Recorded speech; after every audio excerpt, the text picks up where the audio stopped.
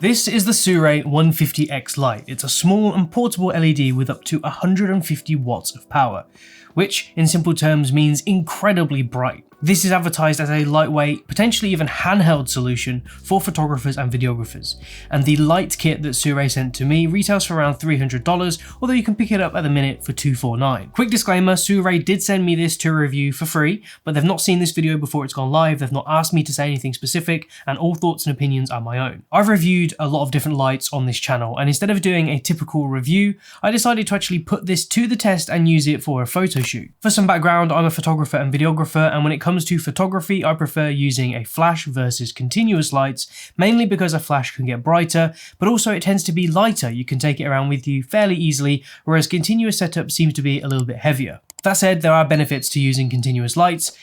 Models aren't going to get so distracted by a big flash in their face, and you can see the look before you've actually taken the photo in camera, which is quite nice. And of course, a continuous light is the only option if you're planning to do video because you can't use flash for video. For this photo shoot, I worked with a local DJ called SKESA, and we took some photos down at the local coffee shop called Magazine Heaven, which if you're ever in the Northamptonshire area, you should definitely check out. There's tons of great inspiration in the form of magazines and creative photography stuff, so definitely head down and take a look. So before we take a look at the photos, I'm just going to go through what this product is all about, what you get inside of the box, that kind of stuff. If you want to skip that part of the video, feel free to do so. Inside the box you get the 150X, and not only does it look great, but it also feels great in the hand. And I have to say, this is probably one of the nicest portable lights I've reviewed so far on this channel. Now you may be wondering if this quite large fan on the back causes any issues with video.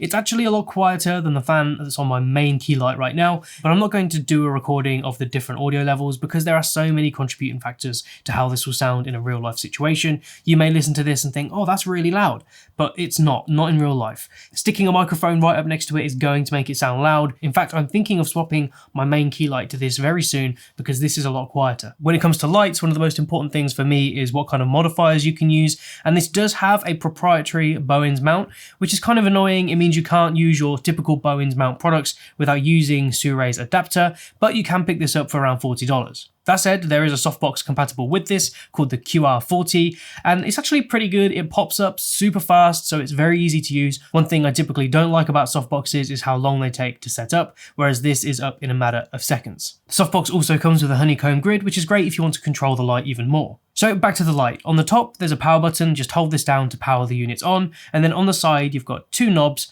The top one controls the white balance and the bottom one controls the intensity of the light. And in terms of the color temperature, you can go from 2800 Kelvin to 6500 Kelvin. If you want to enter the menu, hold down the top button and then you can adjust the fan speed and turn Bluetooth on or off. It's worth mentioning that if you adjust the fan speed from say auto to medium, it does cap how bright this can get, and that's in order to keep it safe and from overheating. If you want to use the app with the light, you will have to keep Bluetooth on, and once it is on, you can connect to the app in a matter of seconds to control all of the light's main features. If you do fancy using the effects modes on this light, just press the set knob in, and then you can cycle through the various different effects. Looking at the underside of the light, we have a 1/4" thread mount, so you can add this to tripods, and then you also have the DC and USB-C power input. But there is one caveat when it comes to the power that I'll go through later in the video. You also get a reflector, a 100 watt USB-C to USB-C cable, and a mount extender to use with the battery handle. So inside the box, you do get this really cool little battery handle. It's called the H99 Pro, and this can power the light for up to 45 minutes on full power. Now I know that doesn't sound like a lot, 45 minutes, that's no time at all if you're doing video work or anything that's going to take a long time. But 100% power is incredibly bright on this. Just as an example, the key light that I'm using right now is around half the power of the 150X, which means you'll be able to use this handle for over an hour and a half if you were to use it at around this intensity. On the handle, there's a little button, press this in to see how much battery life is left, and then on the underside we have a 1/4" and a 3/8" mount, so you can add this to a tripod or a light stand. Now one thing I have to point out, that in this light kit, this is advertised as being a portable, take it around, use it for photography, light in one hand, camera in the other kind of setup. But this is heavy. This weighs around 720 grams just on its own. That's without the light on top, without a softbox, without any kind of modifiers. And trust me, this gets heavy. I'm not a small guy by any means, but this got heavy after about 10 minutes of use when I used it for the photo shoot. And in the end, I had to put it on a tripod. So the caveat that I mentioned earlier about power, if you want to use this at 100% output, so the highest strength, you will need to use the battery handle or a V-mount battery. If you plan to use this with USB-C, either a power bank or plugged into the wall, then unfortunately you will only get around 50 to 60% power output from this. Is that a big issue? As I said, 50 to 60% is about the same as my main key light right now, which is still very bright, but if you plan to use this for situations that need a lot more light, then you're going to want a V-mount battery, or you're going to want the kit that includes this battery handle. So let's finally talk about the photo shoot and how this thing performed. My idea for this shoot was to create some dynamic, interesting shots, and I think the 150X really helps with that. I paired this with one RGB light to achieve these photos, and I used this as the main key light, and then I used the RGB light just as a highlight on the side of a face, and I think these came out really well.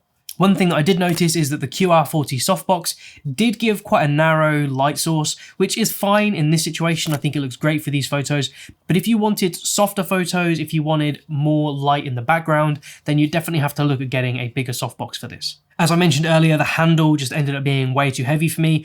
See, on a light stand, because it's too bloody heavy. After about 10 minutes, my arm was absolutely killing me, and I did end up putting it on a tripod, which did reduce the sort of way that I was shooting with it in a sort of experimental, interesting way, but it was still fine to use anyway, as I could just quickly move it on the tripod. It wasn't plugged into any wires, so it was still quite flexible in the way that I could use it. One thing I really liked about this light is the fact that I could dial in a warmer tone when I was using the blue highlight, which gave a nice kind of contrast, whereas if I was using a light like my main light, you can only really get white light, and the same for a flash. Now I know that you can use gels and things like that, but I'm not really a fan of using gels just because usually they're not that reliable, and I prefer getting the light straight from the source. I really enjoyed using this for the photo shoot, and hopefully my photos give you an idea of how you could use this in a real life situation. What impressed me is the fact that I was able to use this for almost an hour just off the battery handle. I didn't use it at 100%, so I guess that's to be expected, but it was great having this and being able to just move it around whenever I wanted. My biggest takeaway though is that if you do want softer light, you definitely need to get that Bowens mount adapter and a bigger softbox, because the softbox, the QR40 that I used, just didn't give enough fall off light. And although it worked for this shoot, I think for most situations you're going to want a bigger light source. In fact, as an example, here's what this setup with me looks like if I use the QR40. So we're now on the 150X with the QR40 softbox, and as you can tell behind me, the shadows are a bit harsher and my face shadows are a bit harsher as well, but not really a big issue, and it really depends on how you want this light to look. If you do want it to look a bit softer, just get a bigger softbox. One thing I really like about the 150X is I can control it right here from my iPhone in the app, and control the brightness, the color balance and everything. You know, one tap and I can make it really warm. Not that I would want to use this for anything in particular. It's a very stylized look, but it's great. It works very well. And just so you know, I'm using this at 50% power. So this isn't even the brightest the light can go. This is the brightest the light can go, which is a lot brighter. And as you can see, I'm extremely overexposed. I'm even using an ND filter on my camera. So we'll go back to 50% so it doesn't look absolutely horrible. And yeah, this is how it looks. And right now the fan's on auto mode, so it's not going to go too fast if it doesn't need to cool down. And I actually can't hear it at all. My Ninja 5 recorder is making a louder noise than the light, which is great. And in fact, this sounds a lot quieter in terms of the noise floor than my previous entire part of the video, because I was using a different light that does have a much louder fan. So the part of the video you've all been waiting for, do I recommend the 150X? Honestly, given the size and how compact this is, I think it's a great little product, and I'll definitely be using it for more of my shoots, especially as it's so easy to pack in the kit bag and use. And just remember, if you want to get this and use the full 100% power, you will need a V-mount battery or to use the battery handle that's included. If you enjoyed this video, be sure to leave a like, it really helps out my channel. If you have any comments or questions about the product, put them down below and I'll try and get back to you as soon as possible. If you want to see more from me, be sure to subscribe and hit that bell icon, and you'll be notified when I upload another video, and hopefully I'll see you in the next one. And if you fancy sticking around a little longer, here's a couple of videos to check out. See you next time.